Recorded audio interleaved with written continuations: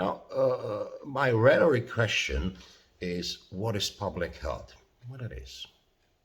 Is it highly scientific domain where only selected people have an access? Well, let's start with the with quite a simple comparison that's has been there on the surface for centuries. What is the difference between public health and clinical medicine in its archaic, like the classical understanding? Well, let me put it this way. Clinical medicine is about protecting individual health of a given patient, right? And public health is about protecting health of everyone in a given region, given city, given country, or in the world. Okay, so that's simple. So based on that definition, there is a clear border between these two.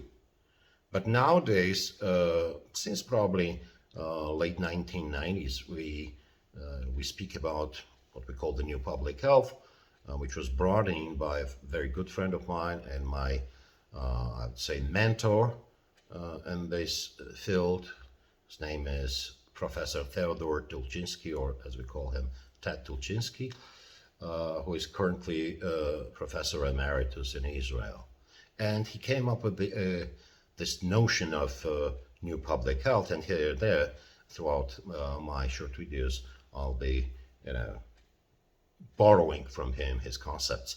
At this point, I also want to mention that I've been very lucky, public health doctor, since I've been having really brilliant teachers at different stages of my professional life, whether they've been formally teaching me in different universities where I studied, or they've been my co-workers, or I just admired them in a distant mode while they've been doing their important job. And very briefly throughout my lectures, depending on a topic we will be discussing, I'll be bringing up their names and, pretty short sketch of their professional biography.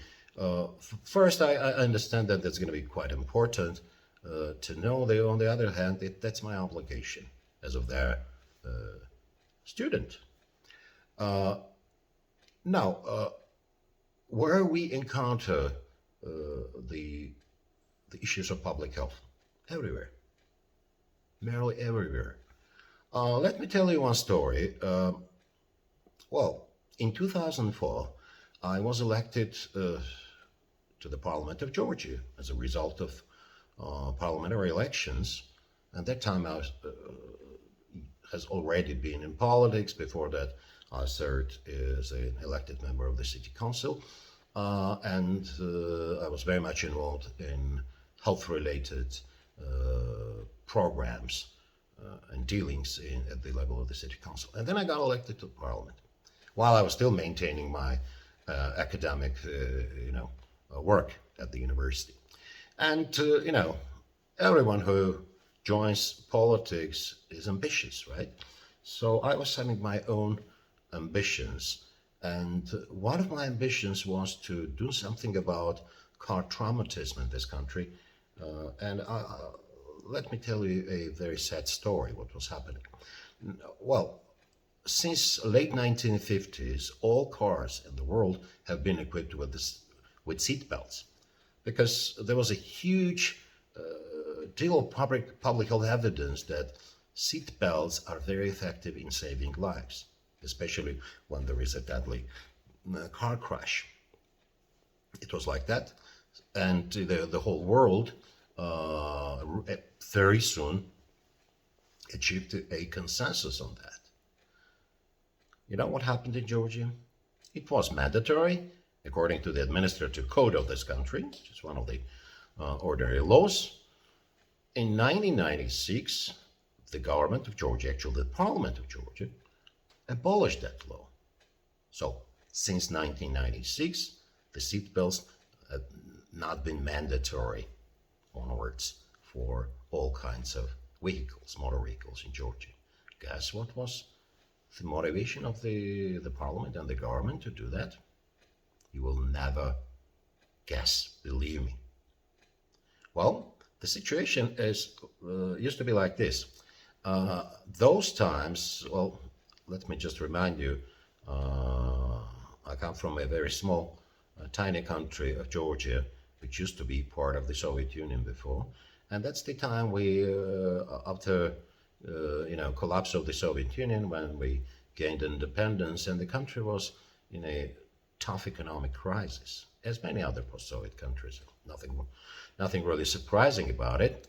And whenever there is an economic crisis, it is followed and accompanied by, quite a serious and high level of corruption in the government. And when the political leaders at power did several, public opinion polls, what they found out was that the public, general public, was mostly concerned about corruption in the traffic police. And they then tried to dig deep into the problem to find out what mostly bothers people. And it turned out that the formal reasons why drivers are being stopped was about seatbelts, that those drivers who've been not, having seatbelts fastened, they've been stopped, and then instead of them paying formal fines, which was another headache because that was a too complicated procedure and time consuming, so then they've been achieving with the corrupt police officers a illegal deal to pay to them the bribe. Now and the government was really interested in,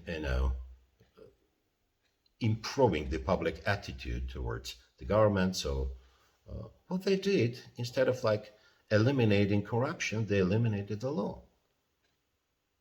Well, we lived with that since 1996, quite many years. And you can imagine how many people have been injured, and most importantly, how many people died because the seatbelt law was no longer enforced. So in 2004, when I became a member of parliament, I talked to other fellow MPs around me, and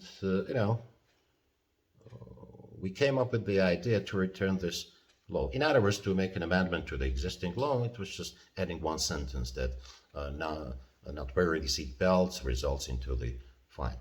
Well, that's where the whole thing started. When I was part of the largest political faction in the parliament, so I immediately decided to go ahead and talk to the head of the faction about this initiative.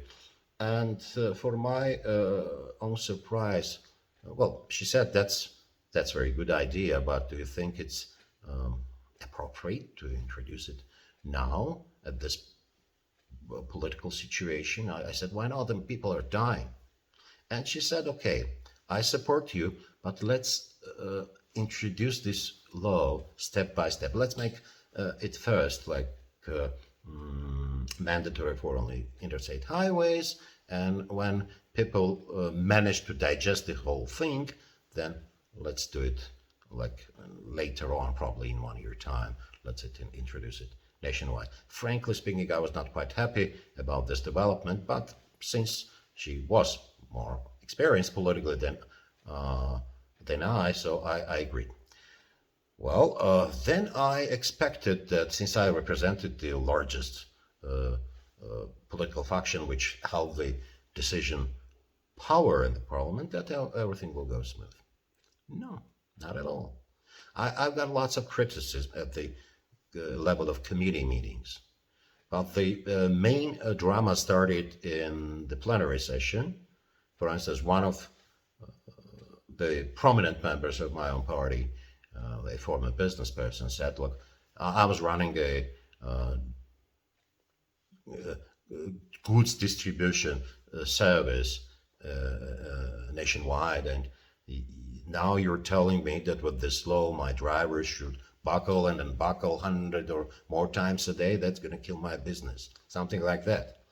I even heard, uh, you know, I would say crazy allegations towards me. One of the opposition members pointed a finger to me and said, "I know, honorable, member of parliament is having his personal interests in this whole dealing.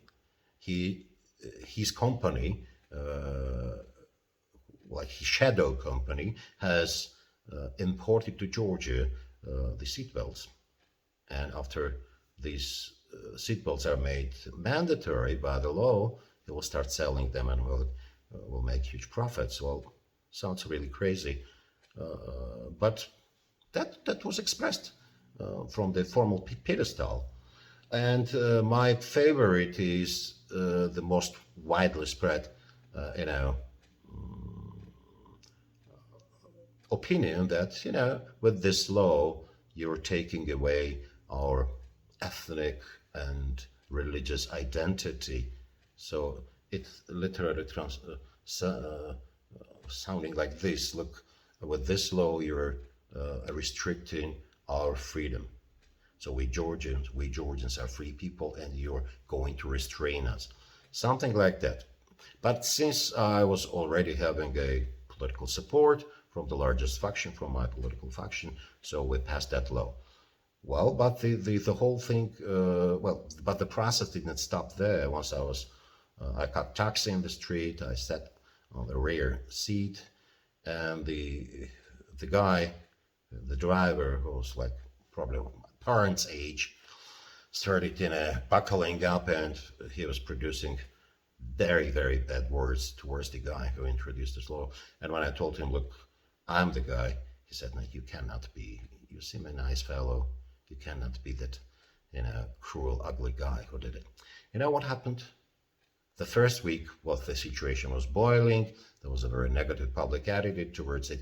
The second week, it got a little relaxed, and starting from the third week, people just forgot about it, and it became part of the routine, just buckling up.